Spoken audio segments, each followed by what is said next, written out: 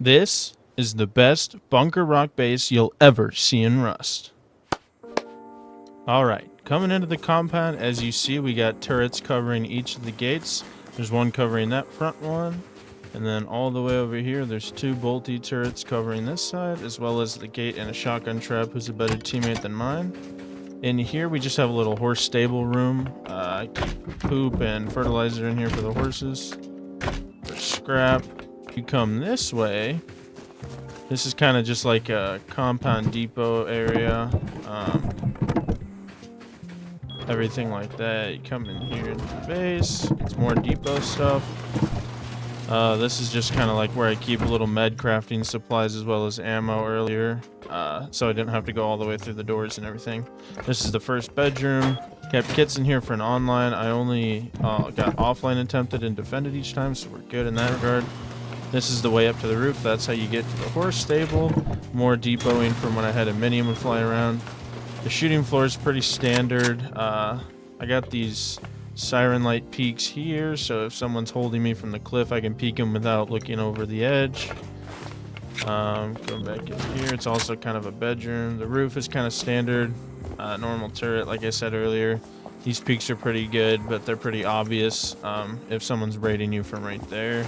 So if we run all the way back down here, this is also where I mixed all my boom and stuff. Obviously all these garage doors come down to this first drop down area. That's wood, and then this is more depot. In here is just like some charcoal and ceiling mats. This is where the oil refinery is. This was the first entrance, but I put a window there in case I needed to store stuff in there. So it's pretty much 3 over and unders, which makes it pretty defendable. Obviously I can stand up here even if they break this and shoot down, and they have to ladder up pretty high to get up here, so it worked out pretty good. So that first one goes down. This is the first up, and then you have to go through all these doors if they go through doors. If not, there's 3 layers of roofs here for them to boom down through.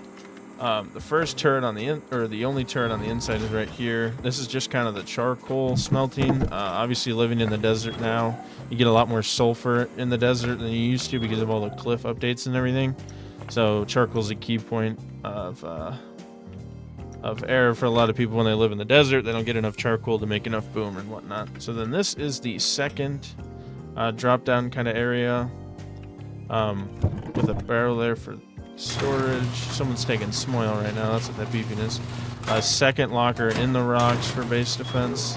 And then you come here to this part. A little barbecue as well as some meds were stored up there. Tier 2 box looking pretty good. Come down here. Deployables box, and then another teammate who doesn't get off even after they lose a kit or something. So this is where the first bunker is. Obviously, it's just a normal standard stability bunker. So you put the twig wall and then the armored wall here, or the sheet wall. So that adds to the cost. The first kind of little area here, this is an armored door. This is input and output for smelting. Let me go shut that off. Alright. This is the stone box for upkeep because the upkeep is pretty hefty. This is the furnace room. I do have a seismic sensor, so I would know if I was getting offline. That's how I knew. This is just kind of meds and then seal mats. If I did ever get raided.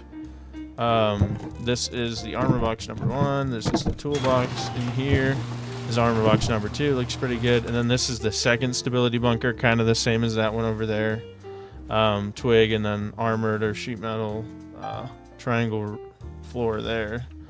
So then this is the actual loot room. It is a 2x1, and that's just because if I did a 2x2, I could only have 2 layers of honeycomb that way before it got really ridiculously expensive. This way, doing this, I can have 3 layers of sheet metal and then 2 layers of armored this way.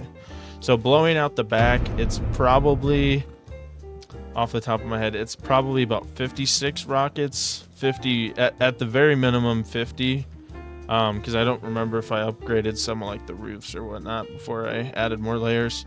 And then through the doors with the bunker seal, it's obviously going to be a little bit more than that. Around 48 with all the doors and everything. It just depends if the bunkers are sealed or whatnot, or if I'm on. Obviously it's going to take a little longer for them, but anyway, so this is kind of the loot I accumulated over the 2 weeks we lasted on this server.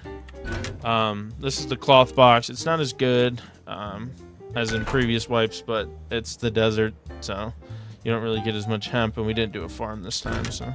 These are the cards. We used all of our cards to go to oil. This is the low-grade box. Looks good. Diesel and stuff, we were going to run an HUM quarry, but there's a group that walled in the entire thing with turret pods, so that didn't end up happening. Tier 3, obviously. I don't remember what was in there. I think it was just ammo or something. This is the boom box, but some of the main people we wanted to raid and whatnot got offline, so we didn't really have any enemies. We didn't really want to just throw it at someone, so I'm going to be giving away all this stuff, and you guys will probably see that if you follow me on TikTok. Little promo. It's just swaghorse_ on TikTok. Most socials are like that, so if you don't follow me on there already but would like to see me give away this stuff, I'm going to be utilizing the new rock, paper, scissors thing. I'm going to be challenging people and then giving them loot if they beat me, obviously. And if not, just killing them. Okay. But anyway, back to this. This was kind of like the sheet metal, or the sheet metal, the metal fragments in the high qual box for upkeep, obviously, because it's super expensive. So we'll get into that. So it's 3,000 stone, 15,000 metal, almost 230 high qual. So it is pretty expensive. I think I could fit 26 hours of upkeep in here at once. So it wasn't too bad. Obviously, if you armor more stuff, which I was trying to do, it's going to be more expensive. It just kind of depends on how well you take it.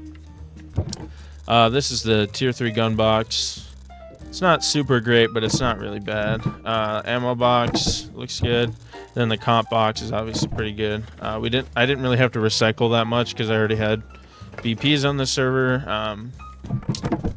Yeah, this is. I tried to make it as cozy as I could. By now, all the lanterns have burned out, but yeah, this is kind of how it turned out. It was one of the smaller god rocks that you could find. I just liked it because of the way it kind of like sloped in the hill, so it kind of set up for 2 stability bunkers. So that's why I picked the rock. Anyway, I would probably put this up there with bases I've built. Just kind of. I'll put a picture up on the screen how it looks like with the light when it's nighttime and with the lanterns and stuff lit and all the Christmas stuff.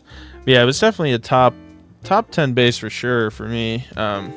It kind of just worked out great building it, honestly. And we had a pretty good spot too. We were close enough to oils, harbors for cargo, and a couple different groups of Russians here and there that we had beef with. So it turned out pretty good.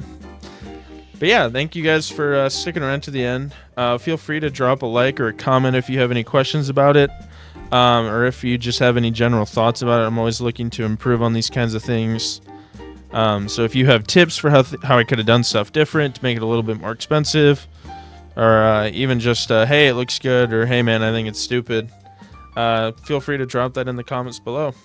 Thank you. Bye.